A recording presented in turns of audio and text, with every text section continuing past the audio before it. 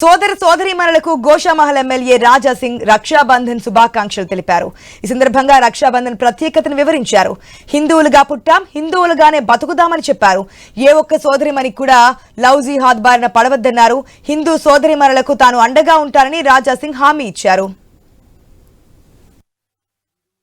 రక్షాబంధనం ఈ రోజు అక్క చెల్లెలు చాలా ప్రేమతోని మన చిన్న తమ్ముడికి గాని పెద్ద అన్నకి గాని చేతికి రాఖీ కట్టి ఒక హామీ తీసుకుంటది, ఒక ఆశీర్వాదం తీసుకుంటది. ఆ ఆశీర్వాదం ఏ రూపంలో ఉంటదంటే, అన్న నేను మీ చేతికి రాఖీ కడుతున్నాము, మీరు మాకు రక్షించాలే, మాకు కాపాడాలే అని ఒక మాట అన్నతోని అక్క చెల్లెలు తీసుకుంటారు.